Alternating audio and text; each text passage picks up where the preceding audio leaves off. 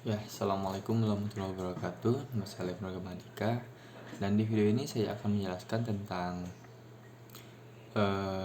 sistem visual dari manusia. Oke, sistem visual dari manusia itu adalah mata kita, dan stimulus dari mata kita yaitu gelombang cahaya yang dapat dilihat manusia. Jadi rentang panjang gelombangnya kisaran sekitar 380 sampai 760. Nah, untuk warna cahaya tentukan dari 3, yaitu hue, brightness, dan saturation. Dan selanjutnya saya akan menjelaskan tentang sistem visual nih. Sistem visual adalah sistem atau cara mata kita agar bagaimana kita dapat melihat. Setiap makhluk mempunyai tipikal penglihatan yang berbeda, tergantung dari adaptasi atau kemampuan tiap-tiap makhluk tersebut menangkap cahaya, energi elektromagnetik yang masuk ke dalamnya. Jadi cara kerja dari sistem visual ini yaitu masuknya konversi. Jadi proses konversi energi elektromagnetik cahaya menjadi impuls ke saraf-saraf pusat. Nah, jadi sistem kerja mata atau kerja visual kita itu yang pertama di bagian pupil dan lensa. Jadi cahaya masuk ke dalam mata melalui pupil. Besar kecilnya ukuran pupil saat menangkap perubahan suatu cahaya ditentukan oleh dua level, yaitu sensitivitas atau kemampuan untuk mendeteksi keberadaan suatu objek dalam keadaan cahaya yang minim atau remang-remang, dan ketajaman, yaitu kemampuan melihat suatu objek secara detail. Jadi ketika pupil mengerut atau mengecil, maka bayangan benda yang jatuh pada retina akan lebih tajam. Namun ketika pada saat pencahayaan berkurang, maka pupil akan membuka lebih lebar untuk membiarkan cahaya lebih banyak masuk, tetapi akan mengurangi ketajaman dan fokus benda tersebut. Pada beberapa penelitian yang dilakukan, pembesaran pada pupil hal itu menunjukkan konsentrasi pada seseorang, dan hal ini bisa Anda praktekkan dengan mengalihkan angka 17 dengan 36 di luar kepala sambil berkaca, dan lihatlah yang terjadi pada pupil Anda. Dan selanjutnya di belakang pupil ada lensa mata yang berfungsi untuk memfokuskan cahaya yang akan ditangkap oleh retina. Dan bagian yang mengontrol lensa ini disebut dengan otot-otot ciliari atau ciliary muscle.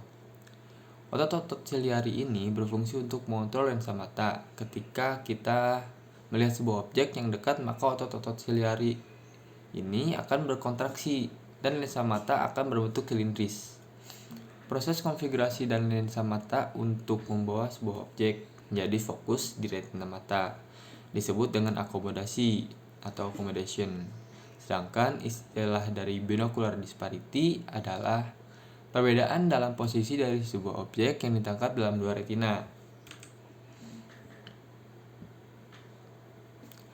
Yang kedua selanjutnya yaitu proses retina dan translasi cahaya menjadi sinyal neuron. Jadi retina mempunyai lapisan-lapisan, yaitu dua reseptor, rod dan cone. Rod dan cone, horizontal cell, bipolar cell, amacrine cell, dan retinal ganglion cell. Untuk reseptor rod dan cone ini merupakan sel-sel yang dispesialisasikan untuk menerima sinyal-sinyal mekanik, kimiawi, atau radian atau pemancar panas yang ada di sekeliling kita. Nah, untuk sel-sel amakrine dan sel-sel horizontal dispesialisasikan untuk komunikasi lateral. Jadi komunikasi lateral itu adalah komunikasi yang melewati channel-channel utama sensori input. Selanjutnya bipolar cell adalah sel-sel yang berada di bagian tengah retina, dan untuk retinal ganglion cell merupakan lapisan neuron di dalam retina yang memiliki serabut-serabut saraf yang bertolak pada bola mata. Nah, jadi sistem kerja struktur ini pada saat cahaya datang, ya ini sebagai berikut. Cahaya diterima oleh cone reseptor dan rod reseptor. Setelah melewati 4 lapisan terdahulu, yaitu retinal ganglion cell, amacrine cell, bipolar cell, dan horizontal cell. Kemudian saat reseptor telah teraktivasi, pesan neural ditransibalkan melewati lapisan-lapisan retinal kepada sel-sel ganglion retinal, dan akson-aksonnya berproyeksi di sekujur bagian dalam retina sebelum berkumpul dan berbentuk bundel atau bulat yang keluar meninggalkan bola mata. Nah, untuk susunan terbalik ini menciptakan dua masalah visual. Masalah yang pertama, cahaya datang terdistorsi oleh jaringan retinal yang harus dilalui sebelum mencapai reseptor. Masalah yang kedua adalah agar bundel akson-akson sel ganglion retinal meninggalkan mata, harus ada sebuah celah di lapisan reseptor. Celah itu dinamakan blind spot, dan blind spot terletak di depan sel-sel retinal ganglion. Nah, masalah pertama ini bisa diminimalisir oleh fovea. Jadi fovea itu adalah lakukan untuk cekungan sebesar 0,33 mm berada di tengah retina, dan area tersebut dikhususkan untuk melihat akuitas tinggi atau melihat gambar dengan detail halus. Nah, untuk titik buta atau tadi yang saya sebutkan blind spot itu merupakan masalah yang kedua yang tercipta oleh struktur terbalik retina. Membutuhkan solusi lebih kreatif yang lebih diilustrasikan dalam demonstrasi berikut ini.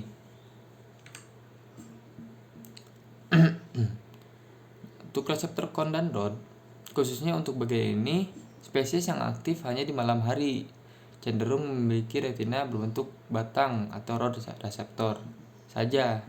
Untuk spesies yang aktif pada siang hari cenderung memiliki retina berbentuk rucut atau kon reseptor, dan sedangkan manusia itu memiliki keduanya.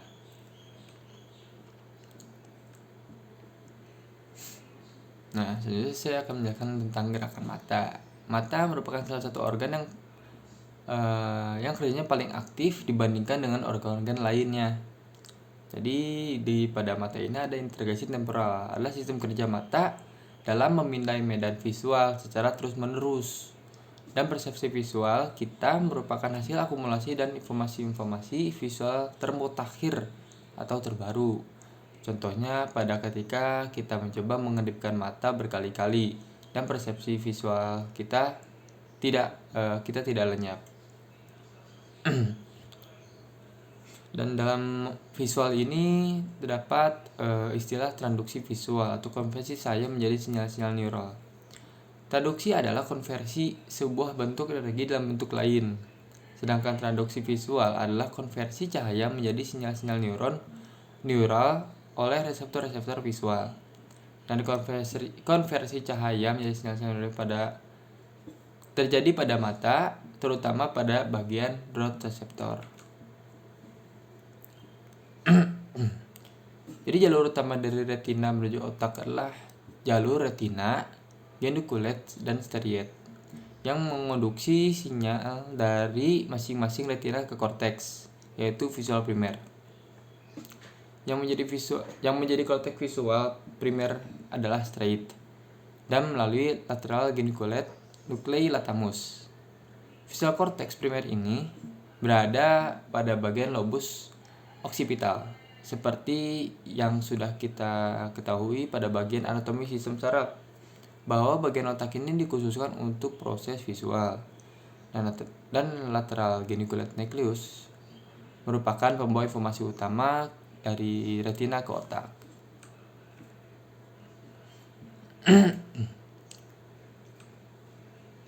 Dan selanjutnya ada organisasi retinotopik. Definisi dari retinotopik adalah pemetaan sebuah input visual dari retina ke neuron-neuron, khususnya neuron yang mengalirkan bekas-bekas cahaya visual. Nah, terdapat dua saluran komunikasi paralel mengalir menuju masing-masing nukleus, yaitu parvocellular layer dan magnocellular layer. Nah, untuk neuron-neuron parvocellular terutama responsif terhadap detail lebih halus dan terhadap objek yang stasioner atau bergerak lambat. Reseptor kon memberikan mayoritas input ke lapisan-lapisan parvocellular layer. Dan selanjutnya yaitu neuron-neuron magnocellular layer, terutama responsif terhadap gerakan untuk neuron-neuron ini. Dan untuk dan reseptor rod memberikan mayoritas mayoritas memberikan neuronnya ke lapisan-lapisan magnocellular ini. Nah, di dalam visual ini terdapat pengertian tentang visual edge. Jadi visual edge hanya merupakan tempat dua daerah yang berbeda dari sebuah gambar visual bertemu satu sama lainnya. Dan dalam sistem visual, artian melihat batas ini lebih ditekankan pada persepsi seorang dan melihat tingkat kecerahan gelap atau terangnya. Gitu.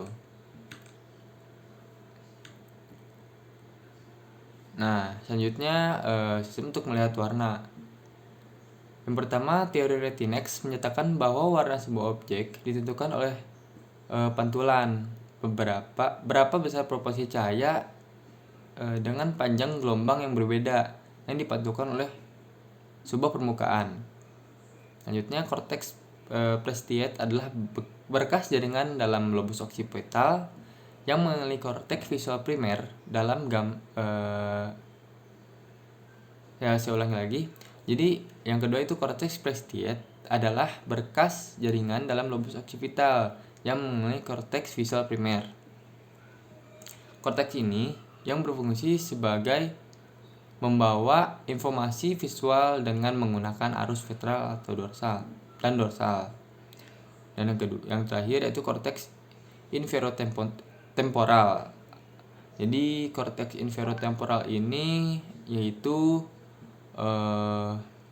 letak pada lobus temporal inferior berada pada posisi warna hijau dan pada gambar, sedangkan korteks parietal posterior berada di bagian kuning pada gambar. Ada gambarnya di sini.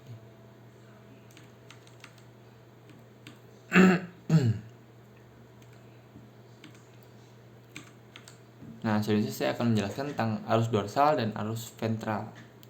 Jadi, arus-arus ini informasi masuki korteks visual primer melalui nuklei genikulat ventral.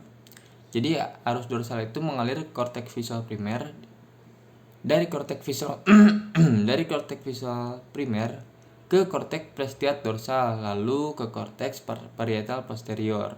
Untuk arus ventral mengalir dari korteks visual primer ke korteks plestiate ventral, lalu ke korteks inferotemporal. Jadi kebanyakan neuron dari konteks visual dalam arus dorsal membawa informasi stimuli spasial seperti stimuli yang mengindikasikan lokasi dari objek dan arah gerakannya. Dan sebaliknya, neuron-neuron dalam arus ventral lebih respon karakteristiknya dari sebuah objek, misalkan yang berhubungan dengan arah dan bentuk. Mungkin cukup sekian yang bisa saya sampaikan. Terima kasih atas perhatiannya. Assalamualaikum warahmatullahi wabarakatuh.